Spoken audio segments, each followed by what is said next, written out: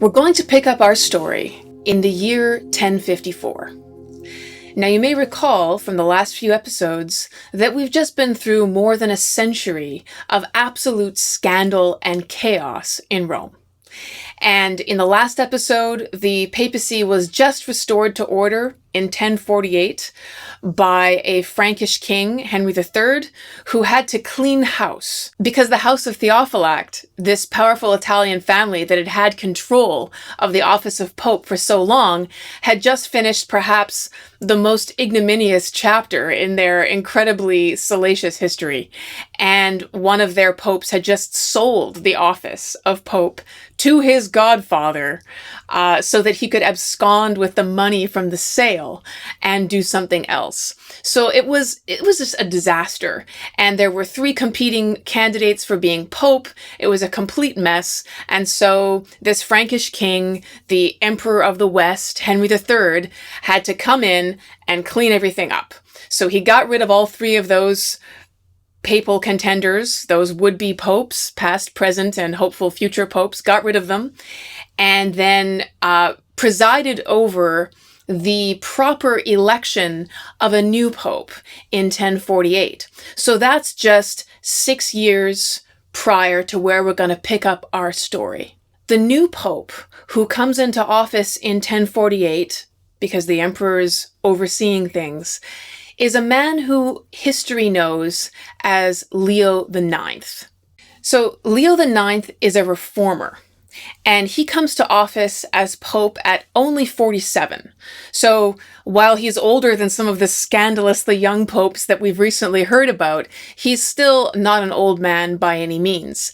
And one of his first actions is to insist that he be elected by the people of Rome, in keeping with a long-standing precedent. Because it's not enough for him to just have the emperor walk in and say, okay, you, Leo IX, you're going to be the next pope. Leo thinks that there's something wrong with that arrangement, with the idea that a political ruler could just walk in and set up some guy as pope.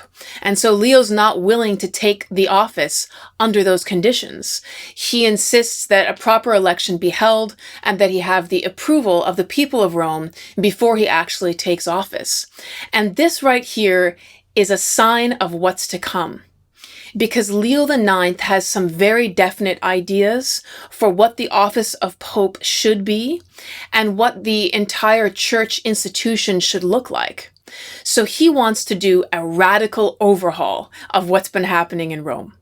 The new Pope was born Bruno of Igesheim, which is kind of a complicated name. He was born in France in the city of Toul. But just to avoid confusion, we're going to refer to him as Leo or Leo IX, just so we don't get things confused. And he starts his career in the church quite early. He's born into an aristocratic family, and so it wasn't unusual for wealthy families to try and encourage their sons into careers in the church, because they could be quite lucrative for reasons that we're going to discuss in a moment.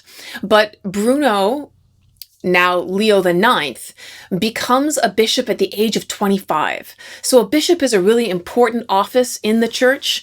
Basically, you're overseeing a diocese or an area that involves multiple congregations. Often it's overseeing an entire city with all the churchgoers and the people who go there. So it's a really important position.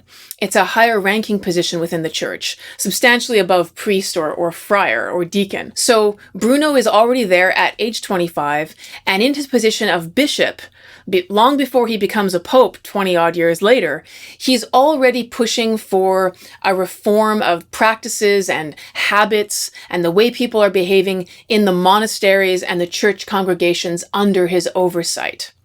So when he does become pope, there are three burning issues that have been brewing in Leo's mind for quite some time.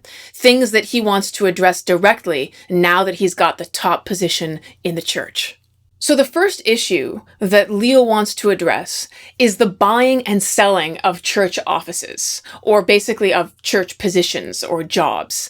And this was a problem that was really a big one in the 9th and 10th centuries. It was incredibly widespread. So what would happen would be wealthy families would sort of buy a position for their son in the church. They would get him to be a bishop. The attractive thing about being a bishop was that that man could collect and keep sometimes half of the tithing money of all the congregations in his diocese or in his city, which could be quite a lot of money, because tithing would be something that faithful Christians would do on a regular basis. They would give 10% of their income to the church. So if everyone in that city is putting 10% of their income into the tithing pot and the bishop gets to keep half of that, that's a pretty tidy income.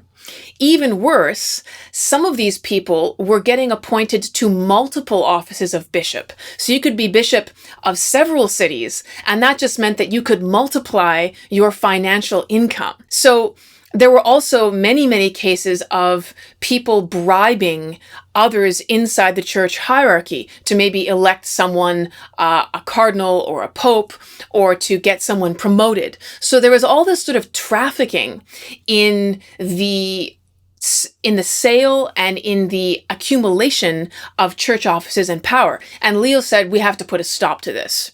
The second issue on Leo's hit list was the appointing of high-ranking church officials by political leaders. And this was why he didn't want the Emperor of the West to simply make him Pope, because he thought there was something wrong with the very idea that a political leader could do this. Now, to compare it to something that we're more familiar with, think about it this way. If the President of the United States, as soon as he was elected, could clear all of the judges in the Supreme Court and create a whole bunch of new ones at one stroke, that would be a problem. Because what you would have would be a panel of judges that were completely loyal to that particular president. So they would be a panel of yes men. And instead of being loyal to the law and looking at different pieces of potential legislation coming in and saying, do these match the spirit of our laws and our traditions and our Constitution, which is what judges are supposed to be doing, they would just be saying, yes, boss, you want this to be law? We're going to sign on the dotted line. It's going to be law. So this is what happens when you have political power that is entirely in control of appointing these kinds of offices. And this is what was going on in the church. So Leo said, listen, we don't want local rulers deciding who gets to be a bishop, who gets to be a cardinal, who gets to be a pope, because then these political rulers are going to have these church officials in their pocket. And Leo has a vision for a church that is independent of political power, and he wants the people who occupy offices in that church to be responsible to the church's own internal rules, traditions, and hierarchies, and not to be in hock to local kings or rulers who put them into position. So the third issue on Pope Leo IX's hit list was called Concubinage at the time.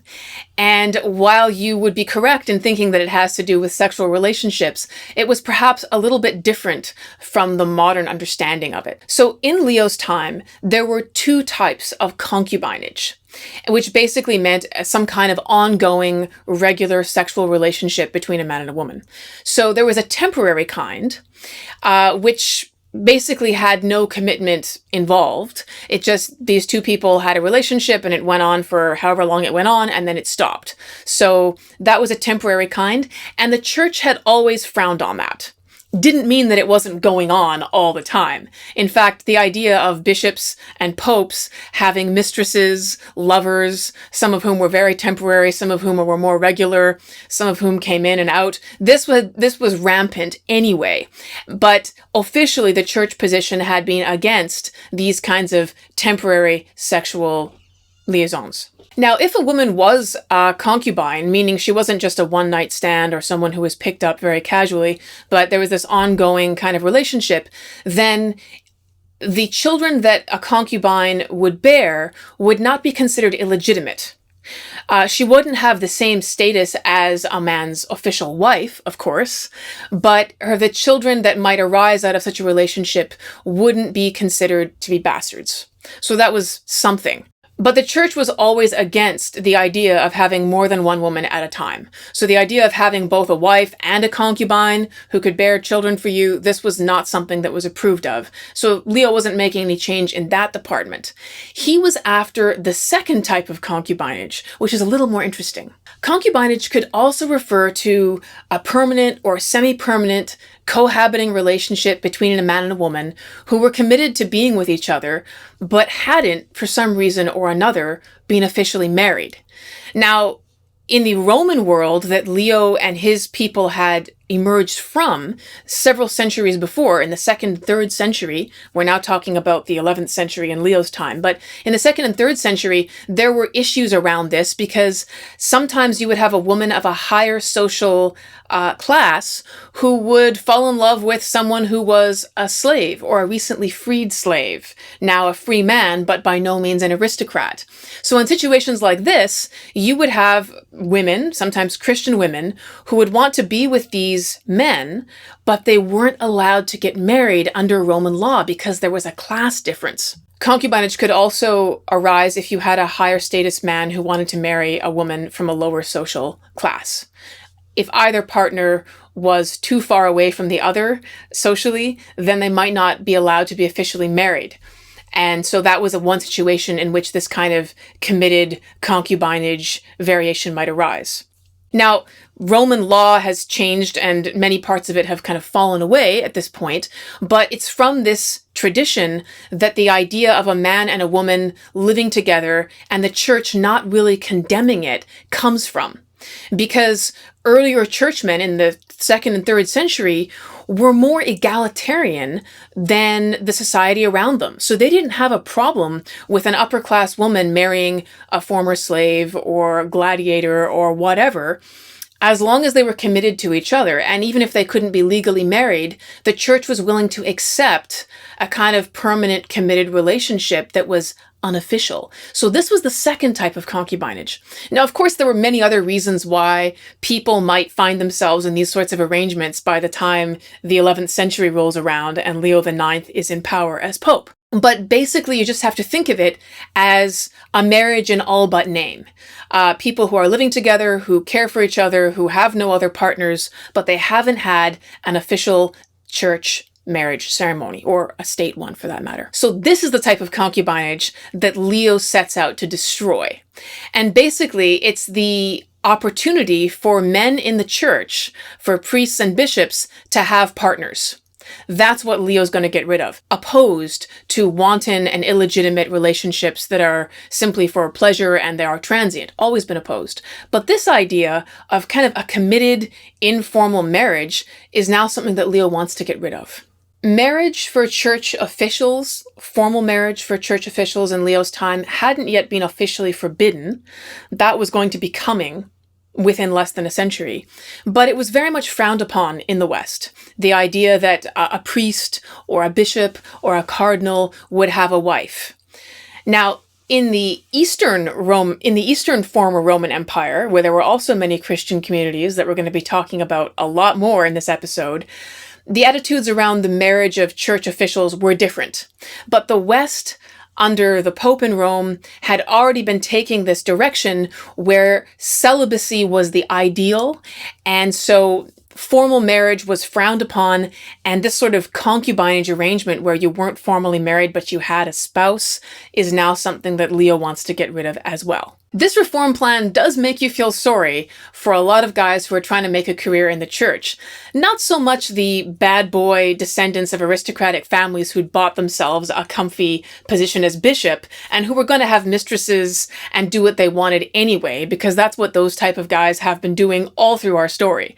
And they're probably not going to change. But the guys who are going to be most affected by this are the ones who are in the church out of devotion, out of commitment, because they care about the people in their congregations and because they want to do good. And now if the Pope is going to come along and say, guess what? That woman you're living with, who's pretty much your wife, you can't be involved with her anymore. I mean, you have to wonder, that would have hurt. So Leo has these three big issues, right? He wants to get rid of the buying and selling of church offices. He wants to get rid of political leaders appointing church officials. And he wants to get rid of committed romantic relationships amongst men of the church. So there are a lot of other things on his list, but those are the big priority items. And in order to accomplish this very ambitious reform agenda, I mean, remember the last 2 episodes, the House of Theophylact, there have been orgies in the papal palace. There have been assaults on female pilgrims in Rome. It's been pretty crazy and pretty scandalous. So Leo IX has his work cut out for him in trying to overhaul the office of Pope and the institution that he's going to lead as Pope. And in order to accomplish this agenda, Leo picks his own team. And a lot of them are not Italians. He brings in a lot of other fellow Frenchmen into the office, men who share his views. They're not all French. Some of them are from other parts of Northern Europe. But they share his commitment to a reformed church. And he brings them to Rome and he makes them into cardinals. So it's actually during the period of Leo IX's tenure as Pope that we really begin to see the cardinals take on this very close relationship as the Pope's inner council, as his closest advisors, and as the men who are going to become the arms of his policy. In fact, some of the cardinals that Leo IX creates when he becomes Pope take over as Pope after he dies and pick up the torch of his reform agenda and carry it forward. So he needed these guys on his team in order to have even a shot at making these reforms successful. Now, Leo wants to assert his authority as a leader of the church outside of Rome, because for quite a long time, the Bishop of Rome has also been the Prince of Rome and has been preoccupied with power politics and money and parties and all these sorts of things. So Leo IX wants to make it very clear to everybody that things have changed and that he's taking over the reins of moral leadership for the Christian world, at least in the West. So what does he do? He goes on tour. He gets out of Rome and he begins to visit many of the other congregations and major cities. And basically when he arrives, he will call a church council. So this would be a meeting of the local bishops, the local ranking leaders of the church. And sometimes he will reiterate past church decrees or rulings on what should be done, what is best practice. And other times he will make new rules. But his physical presence in these places, presiding over and guiding the conversations, is a very powerful statement. Leo didn't just stay local. He traveled to many regions outside Italy, including France and even Germany, so quite far north. But oddly enough, the most controversial place that Leo IX goes is Sicily. You would think that going to Sicily and having church councils would be a lot less controversial than showing up in Germany from Rome and deciding to tell people how to do things. But oddly enough, it's Sicily that turns out to be the powder keg for Leo IX. Now, if you look at Sicily on a map, it's not that far from Rome. Rome is already to the south of Italy, and Sicily is down in the southernmost tip. It's geographically quite close, and people that have been in Sicily have been threats to Rome. It's really not that far away. But Sicily is far more complicated for Leo. Sicily, at the southernmost tip of Italy, is also close to North Africa. And it's not very far away from modern-day Turkey, which at the time is the seat of the old Eastern Roman Empire, with its capital Constantinople, which, by the way, is now called Istanbul. But you can look at that city on a map, and geographically you realize that Sicily is very much in the middle of all of this. And not just on a map, it's very much embedded with the politics and the power of those areas. So we've already seen Muslims come up into Sicily and establish an emirate in the 800s, which is going to continue for more than a century. We also see that parts of Sicily are still connected to the Eastern Roman Empire, to the Byzantine Empire in Constantinople, and they have a different religious leader over there, someone who's in charge of overseeing the policies and the religious practices and arbitrating religious questions. It's not the Pope who's sitting in Constantinople guiding the practice in the eastern half of the Roman Empire.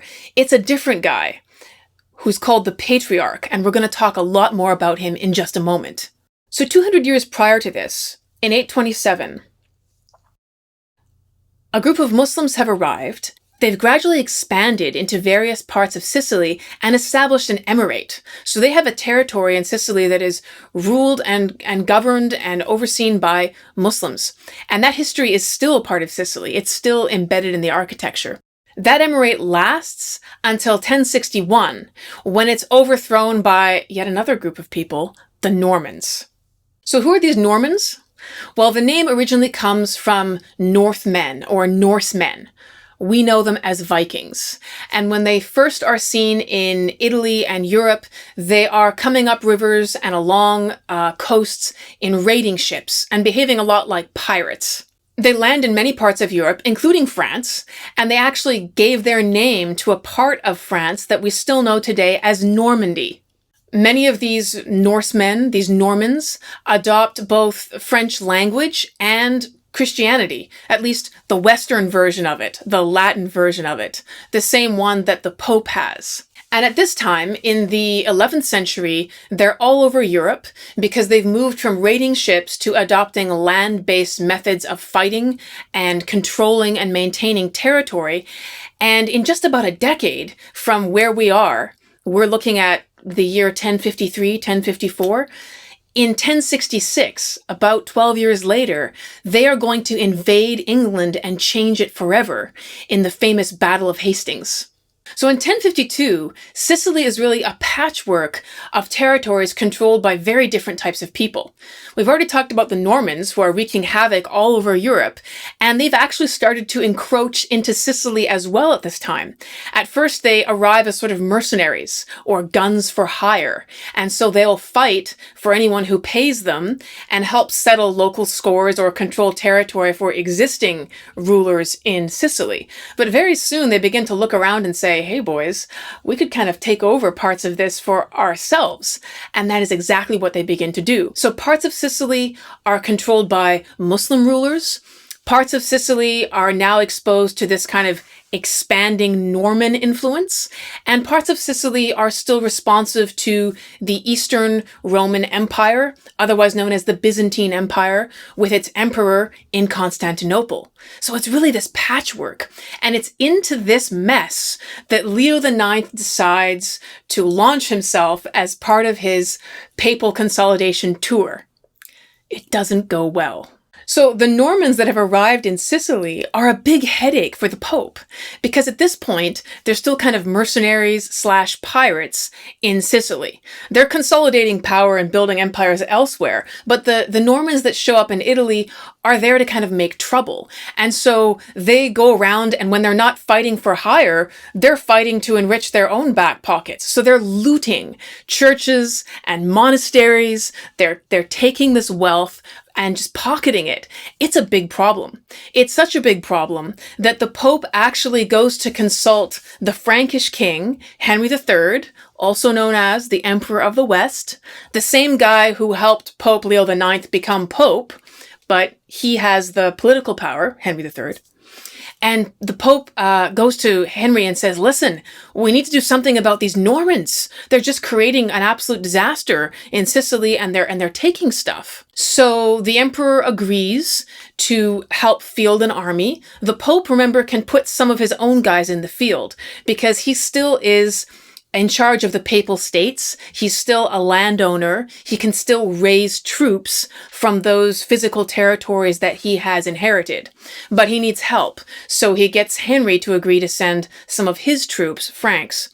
And they're going to consolidate their armies, and they're going to go face the Normans in Sicily and try to put the problem under control in 1053. Sadly, though, the emperor and his Frankish troops bail.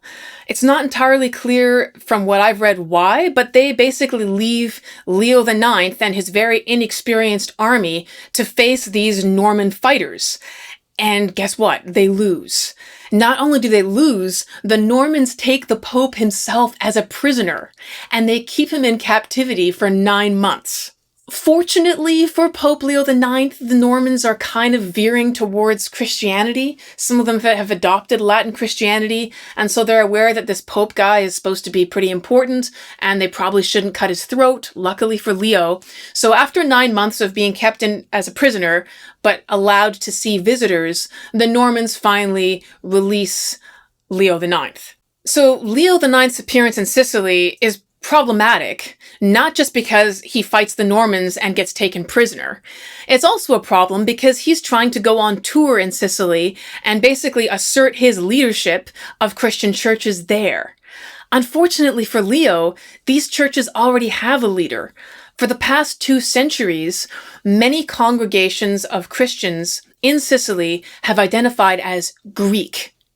And what that means is, first of all, that they use the language of Greek in their church ceremonies and services. And also that they're following the guidance of church leaders of the Greek-speaking Christian world. And the guy in charge of churches in the Greek-speaking world is called the Patriarch. And his name is Michael Cerularius. Now, the differences between the Greek Christian churches in Sicily and what we'll call the Latin ones are more than just a matter of language. There are some other minor differences in their practice, in the way that they have communion or the Eucharist, in some of the things that they say and they do. So the Greek churches, they speak Greek, but they also follow the Greek traditions, the traditions that are developing in Christian churches in the eastern half of the former Roman Empire. And the other congregations, the ones that do the sorts of things that Christian churches do in the rest of Italy and in France and Germany, they are called Latin churches because they speak Latin and because they follow the traditions that are developing in the former western part of the Roman Empire. So here in Sicily, again, you can see the edges of different worlds rubbing up against each other. The Patriarch of Constantinople, Michael Cerularius, is an ambitious man who was originally trained for the civil service. But he's appointed to the position of Patriarch by the ruling Byzantine emperor of the time. The office of Patriarch of Constantinople is very similar to that of Bishop of Rome, because the Patriarch is not just responsible for what's happening inside Constantinople and in his immediate vicinity, but he gives guidance and oversight to churches and congregations and bishops that are incredibly widespread. So he's sort of the head of leadership and someone who arbitrates disputes and who's respected. His opinion is taken to be very, very significant. So Michael Cerularius isn't terribly impressed when Pope Leo IX comes down into Sicily and begins to tell Christian churches there that they should be doing what Pope Leo IX says and should be practicing Christianity in the Latin way. To make matters worse, some of the Normans who are in Sicily have adopted Latin Christianity, and they have in some cases put Latin bishops into communities that have always been Greek Christian communities. And so now you have these Latin bishops that are telling the people in their churches that no, now we're going to be speaking a different language. We're going to be doing things a little bit differently around here. And so people who have been going to churches that have been doing religion one way for a long time are suddenly very confused. Why is it different? What is the right way? Why was there a problem with what we were doing before? And when you think about what's been going on with the popes in Rome for the past 150 years, if you've listened at all to the last 2 episodes of the House of Theophylact and the things that have been going on in Rome, it's not hard to understand why Patriarch Michael Cerularius might have thought that his churches could do just fine without any guidance from the bishops of Rome.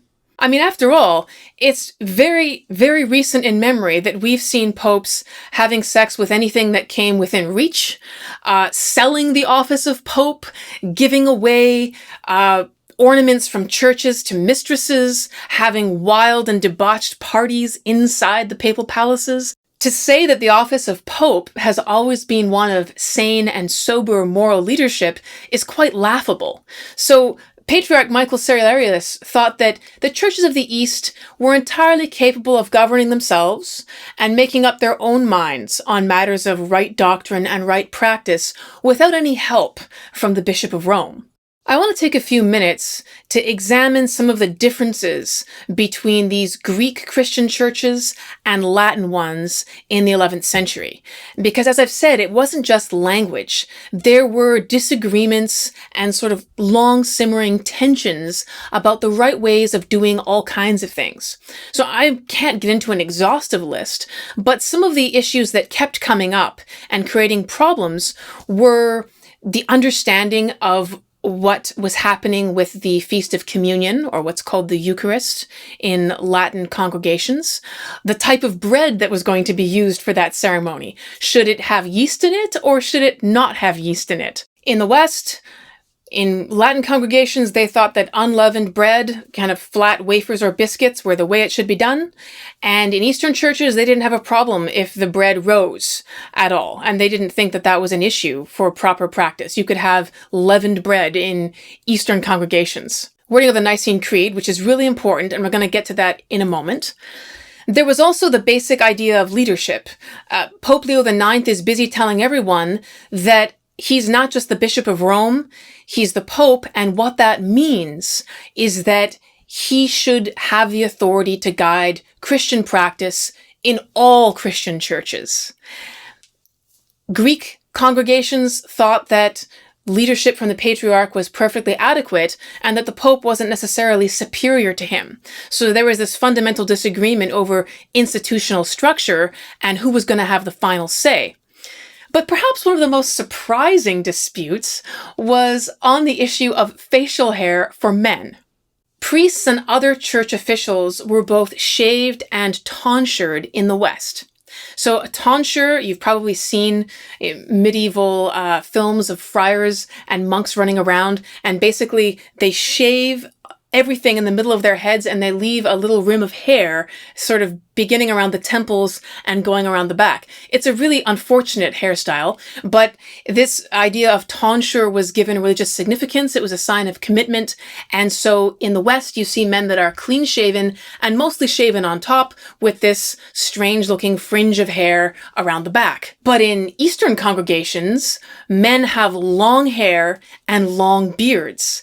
And this is considered very important. It's considered actually a sign of your commitment and your religiosity. The matter of facial hair for men had actually been a matter of dispute amongst church authorities and Christian leaders for centuries. And there are some very, very colorful quotes about this that I'm going to share with you. So back in the heyday of the Roman Empire, back in 185 AD, or Common Era, there was a guy called Clement of Alexandria, who's a very significant figure in the history of the church. He's sometimes referred to as a church father because his opinions were quite formative in terms of shaping right belief and practice. Clement said that a beard was the mark of a man that should not be desecrated. So there's a very strong opinion here about the rightness of facial hair. In 411, a couple of centuries later, there's a Judean monastery leader called Euthemius, and he's so much against shaving that he forbids boys with, quote, female faces, boys who are shaved, from entering his monastery. The only guys who are allowed to come in are men who have beards. So again, a very strong statement in favor of facial hair. By the 800s, there is a distinct preference for beards amongst churchmen in the Eastern congregations throughout. And in the West, the trend has been decisively in the direction of shaving and having clean faces. But by the early 1000s, so really a few decades before this point in 1054, beards were back in fashion in the West, and they were even seen by some people as a mark of virtue. I'm going to give you a quote here from an abbot in 1043. He says, "The empire in Germany," so this is very West, very Northern Europe, "the empire in Germany was besieged by, quote, the shameful custom of the vulgar French in the cutting of beards, in the shortening and deforming of clothing, execrable to modest eyes, and many other novelties. So here you have a Western churchman in Germany who thinks that the cutting of beards is kind of like the cutting of hemlines for men. It's very immodest and we should reject it. But half a century later in England, there are churchmen who are associating immodesty with men who have beards instead of men who are shaven. And so I give you this quote from an English Benedictine monk who says, quote, "Now almost all our fellow countrymen are crazy and wear little beards, openly proclaiming by such a token that they revel in filthy lusts like stinking goats."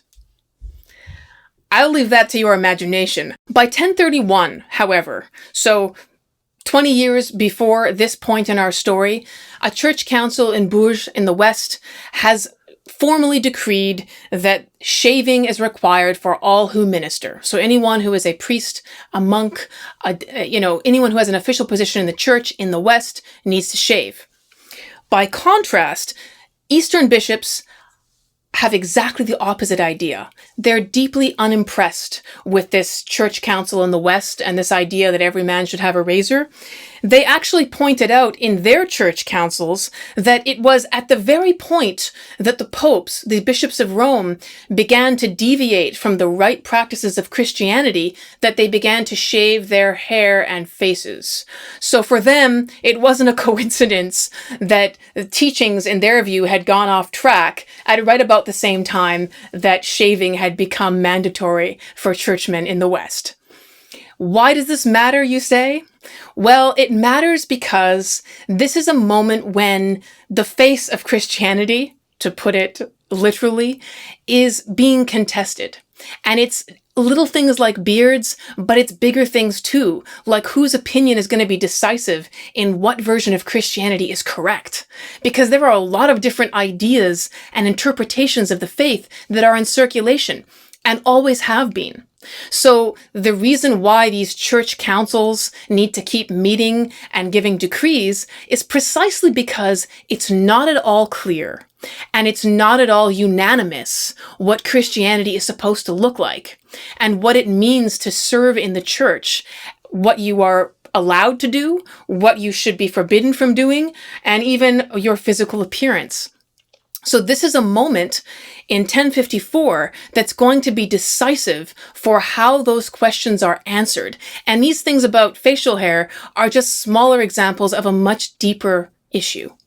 Perhaps one of the most serious and long-simmering disputes between the Eastern and Western churches was the wording of the Nicene Creed. What is the Nicene Creed, you ask? Well, it was an official statement of faith that was hammered out in the first 3 centuries of Christianity. In fact, the first version of it happens at the Council of Nicaea in 325, which was presided over by Emperor Constantine, the same guy who made Christianity the official religion of the Roman Empire. So once Christianity is going to become the official state religion, we need a formal and official statement of what truly is Christian and what isn't. There were a lot of different competing beliefs and sects that were in circulation all over the vast territory that was the Roman Empire. So you're going to make this officially Christian, you need some kind of unifying statement about what that means. And the Nicene Creed was an attempt to make something that was short, succinct, but covered all the major non-negotiable ideas of what Christianity was about. It was intended to be a yardstick, something simple that could be repeated in churches that individual believers could memorize, and then it would allow them to evaluate other ideas or competing versions or teachings or interpretations of Christianity that they might encounter. And with this creed in their minds, they could determine, okay, does this idea fit within this yardstick of what is official and correct Christianity, or does it not fit? So that was the idea behind the development of this creed, and it remains a yardstick for Christian communities in many places to this day. So what I'm going to share with you right now is the text of the creed from 381. And it remains a unifying statement of Christian belief within both Eastern and Western Christianity, for the most part, and in the West for both Catholics and Protestants, who come along a lot later. But even in Protestant churches, you'll still hear the Nicene Creed being recited. So here it goes. I believe in one God, the Father Almighty, maker of heaven and earth, of all things visible and invisible. I believe in one Lord Jesus Christ, the only begotten Son of God, born of the Father before all ages. God from God, light from light, true God from true God, begotten, not made, consubstantial with the Father. Through him all things were made.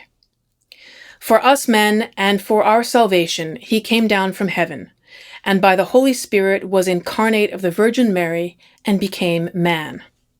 For our sake he was crucified under Pontius Pilate. He suffered death and was buried, and rose again on the third day in accordance with the Scriptures. He ascended into heaven and is seated at the right hand of the Father.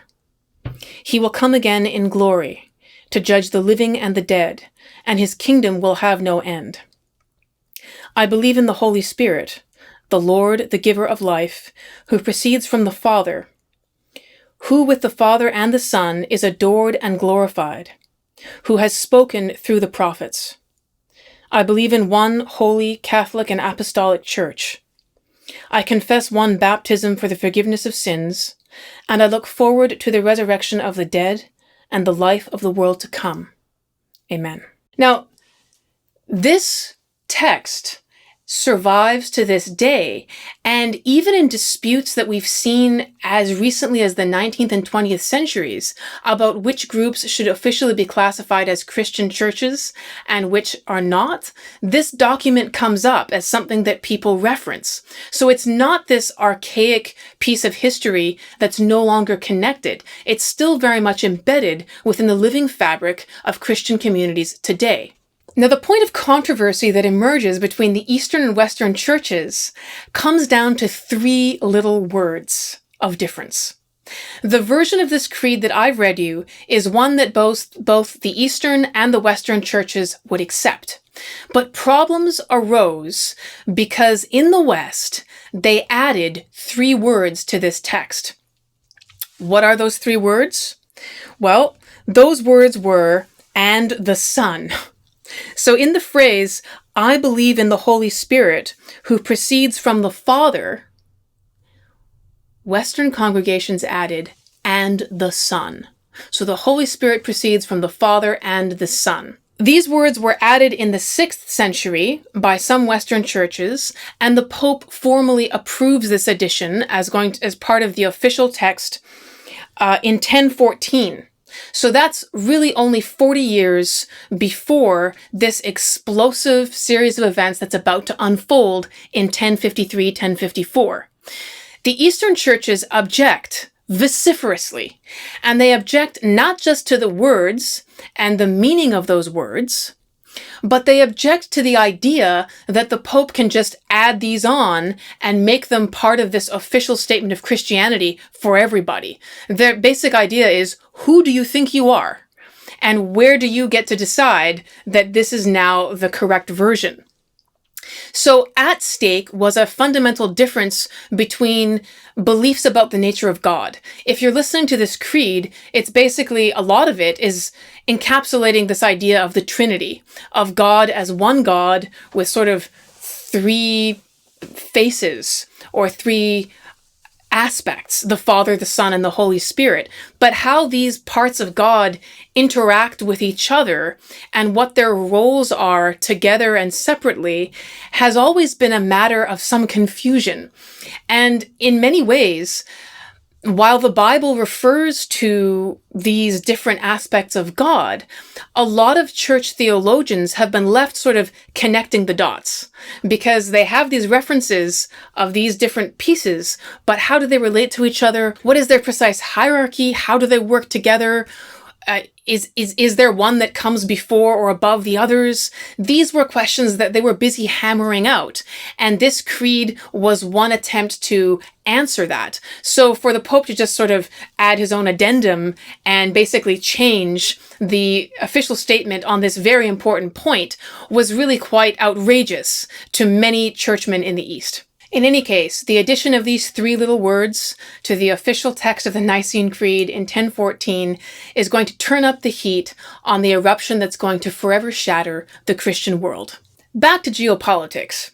In 1053, these Normans are causing all kinds of trouble in Sicily. And Sicily is right between both Rome, which is going to be a problem for the Pope and the Western Emperor, and also for the East in Turkey and its capital with the Eastern Emperor in Constantinople. The Eastern Emperor wants to form an alliance with the Western Emperor and the Pope to repel or contain these Normans, because they're really getting out of hand. So a series of negotiations is opened in 1053, shortly after, or perhaps around about the time that the Pope gets captured by these Normans. But in the same year, there are negotiations happening between the former eastern and western halves of the now defunct Roman Empire to see what they can do to join forces and contain the Norman threat. Now, the Pope is involved in these negotiations because, remember, he has troops that are under his control as well. So he's a player in the geopolitics. And there is this dispute about Normans having set up Latin bishops in these Greek congregations in Sicily. And so as the Pope and the West is negotiating with the Eastern Empire and the Patriarch, the religious leader in the East, the Pope is saying, well, I want some concessions. I want to benefit from any kind of alliance that we make. And in terms of the question of what is the right practice for churches in Sicily, I think that the question should be settled in favor of the Latin practice. So any of these Greek congregations that now have Latin bishops should basically do what the Latin bishops are telling them to do. Now, Patriarch Michael Cerularius in Constantinople is perhaps concerned about the erosion of his own power and position that this potential alliance might present. He doesn't want anything to do with the Bishop of Rome, and he has no interest in conceding on these things that Pope Leo IX is asking for. In fact, he goes the other direction. So in Constantinople itself, there are mostly Greek churches, but there are some Latin churches as well. And the Patriarch Cerularius says to those Latin churches, you're either going to become Greek practicing congregations or you're going to be closed. And he follows through on that. So if the Pope is going to assert Latin control over Greek congregations in Sicily, the Patriarch is going to assert Greek control over Latin congregations in Constantinople. And he goes even further. Patriarch Cerularius incites a bishop from the East, a guy named Leo of Ohrid, to write a treatise, kind of a formal denunciation of all the wrong practices that have been going on in Latin churches. So why these things diverge and are erroneous from the Christian tradition in the view of Greek churchmen. So this Eastern bishop writes a treatise in which he mentions the use of unleavened bread in the West, the shaving, and a whole bunch of other practices that are considered to be wrong and heretical in the East. And this is published as sort of a denunciation of Western or Latin practice. So in 1054, a few months later, Pope Leo IX sends 3 papal legates to Constantinople. So a papal legate just means an official messenger from the Pope, someone who speaks with a message and the formal authority vested in him by the Pope. So they're official messenger boys that he's sending to Constantinople to negotiate on his behalf with the emperor and with Patriarch Cerularius. The most important of these messengers is a Frenchman called Cardinal Humbert of Silva Candida. So remember, he's one of these inner circle cardinals, one of these Frenchmen that this French Pope has brought in to run a papacy that has hitherto been dominated by Italians. So he's one of Leo IX's inner circle guys. He shares the Pope's vision for what the office of Pope should be and what the Christian church should look like under that Pope. And so he's very much Leo IX's torchbearer coming into Constantinople to assert the will of Pope Leo IX. But interestingly, this very same Cardinal Humbert was, right before he became a cardinal, only 3 years prior to this, in 1050, was appointed one of the bishops in Sicily. So before Leo IX brings him into the inner circle in Rome, he has him working as a bishop in that very contested zone of Italy where you have Latin bishops dealing with Greek congregations. And Cardinal Humbert has himself written formal condemnations of Greek church practice. And he talks about how heretical and how wrong a lot of these Greek Christian churches are. Cardinal Humbert's treatise was officially called Against the Slanders of the Greeks.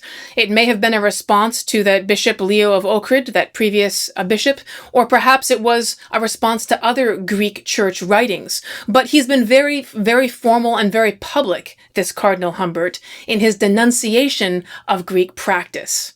Pope Leo IX sends Cardinal Humbert to be his mouthpiece for several very strident demands that he's going to deliver to Patriarch Michael Cerularius. So first of all, the Pope wants Michael Cerularius to cease calling himself the Patriarch. He wants him to stop identifying himself in a position of leadership above other bishops and basically just recognize the authority of the Pope. So it's basically telling Michael Cerularius, you need to fall into line and you need to do what I tell you when it comes to matters of faith.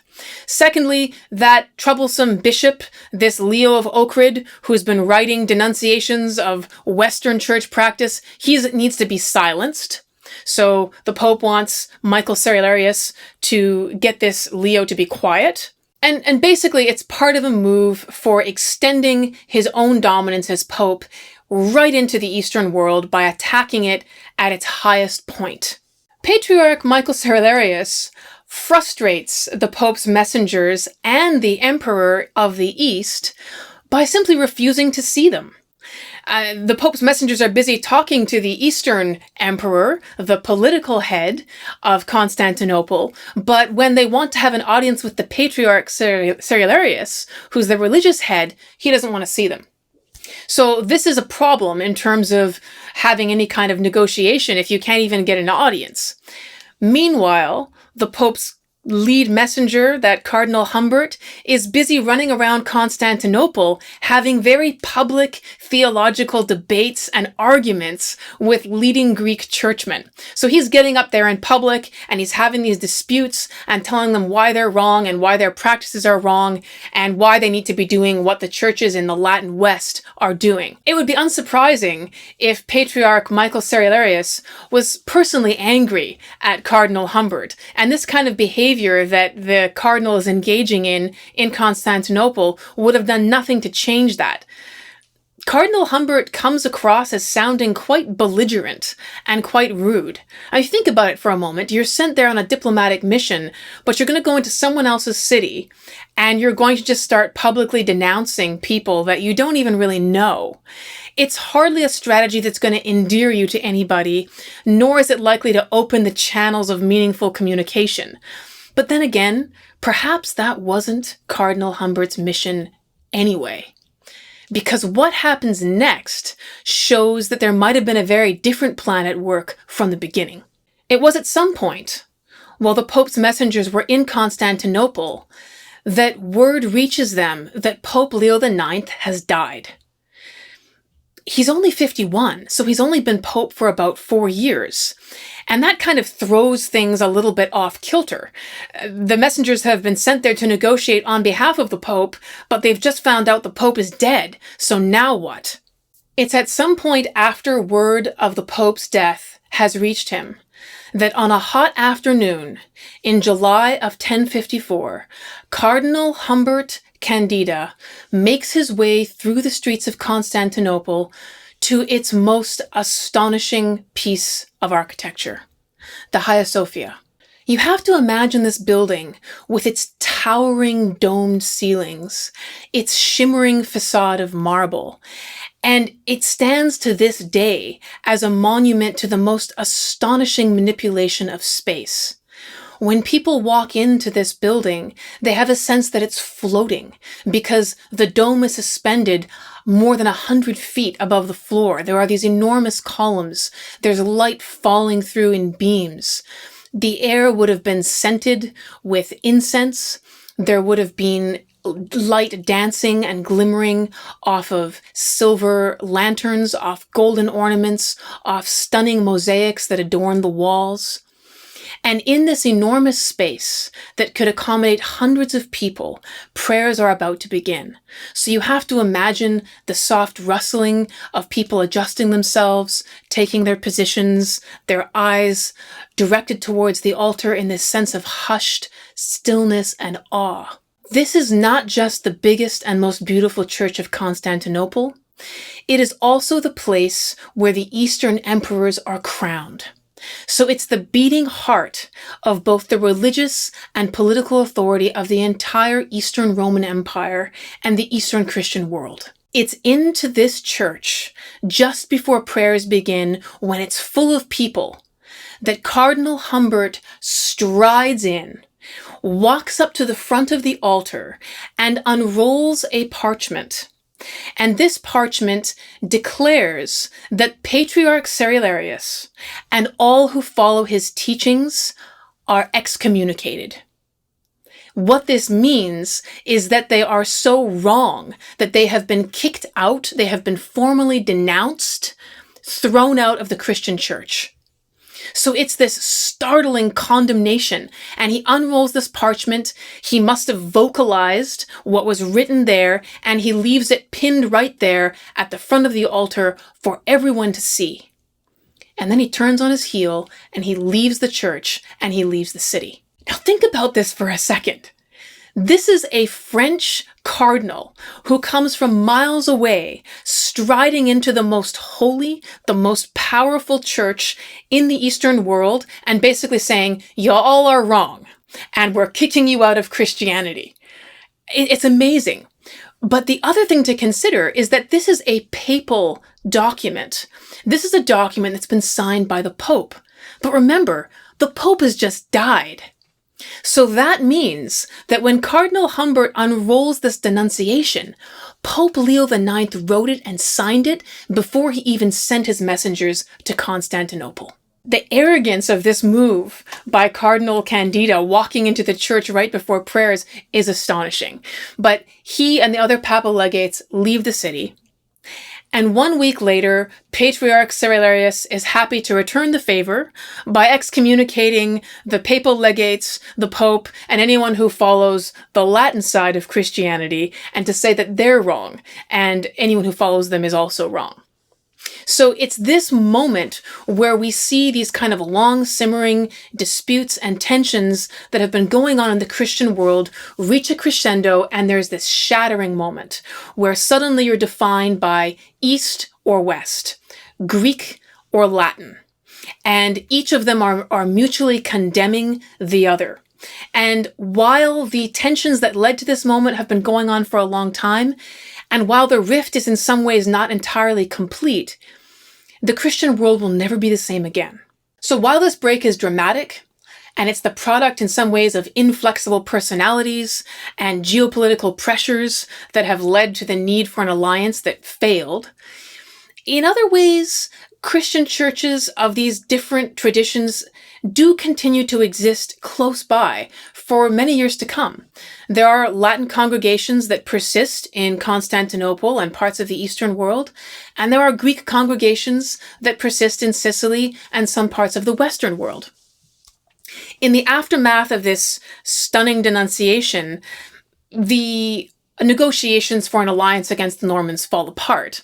And only 4 years later, Patriarch Michael Cerularius is kicked out of office and sent into exile by the new Eastern Emperor, perhaps because he was found to be a little too inflexible and a little too insistent on his own position. But in any case, he's disgraced and he's removed from the picture. And in 1059, only 5 years later, the new pope, who's succeeded Pope Leo IX, makes an alliance with the Normans. Remember, the Normans are the guys that Pope Leo IX was in Constantinople trying to make an alliance to defend against. Merely 5 years later, the popes have dispensed with any idea of making an alliance with the East, and they're now making an alliance with the Normans themselves. However, the popes in Rome continued to communicate with the Byzantine emperors over time, and by 1095, the Byzantine emperor in the East asks a pope for help against invading Turkish forces. And the pope at the time, whose name is Urban II, declares the Crusades to help. So what we see here is the popes in Rome are willing to work with the Byzantine emperors, who are political leaders, but not with the patriarch, who is the religious leader of the Greek Christian world. So there are political alliances that are still happening between emperors and popes, but not between the patriarch and the pope. But by the end of the 12th century, as the Crusades get kicked off, the divide between the eastern and western parts of the Christian world only becomes wider. In 1182, there are anti-Latin riots in Constantinople, where members of Latin Christian communities are attacked. And then in 1204, Western Crusaders, possibly in retaliation for some of those anti-Latin riots, invade Constantinople and sack the city. So you have to understand, when we're talking about the sacking of a city, we're talking about destruction, looting, raping, and murdering. So merely 150 years after the Great Schism that we've just talked about, where the eastern and western halves of Christianity sort of denounce each other, you have Western Christian fighters invading Constantinople and destroying the city, and just taking everything they can lay their hands on, and doing awful things to the people there. So after that, the break is really quite final.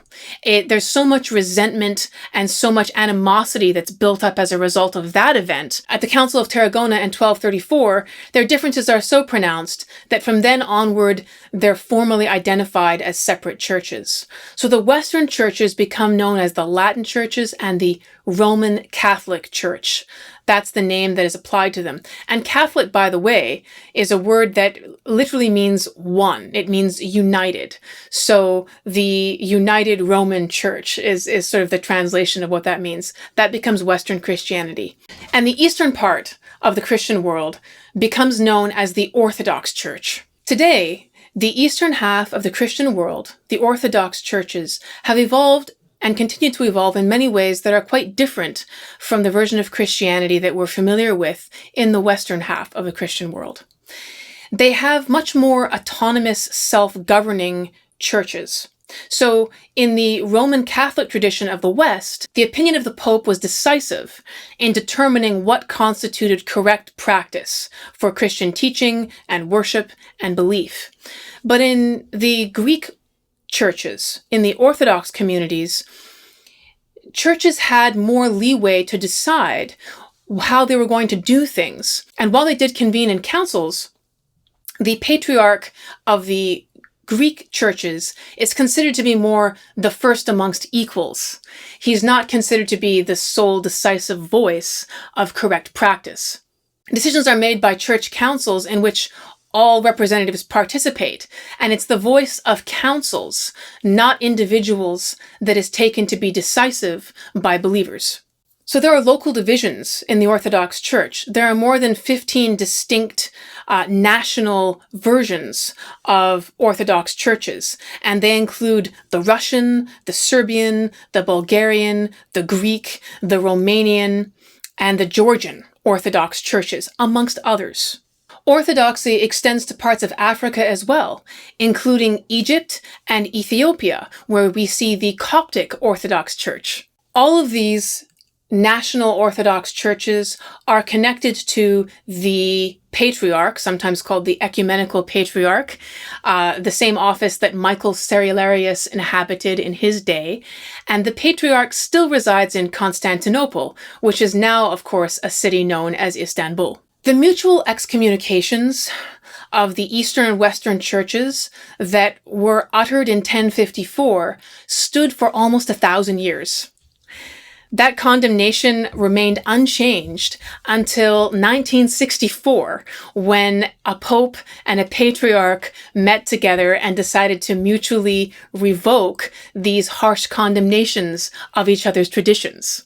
Now, the Christian church in the West would undergo yet another traumatic separation in the 1500s, something that we now talk about as the Protestant Reformation, when you saw another movement that rebelled against the absolute authority of the Pope and had a heavy emphasis on the individual's direct connection to or relationship with God.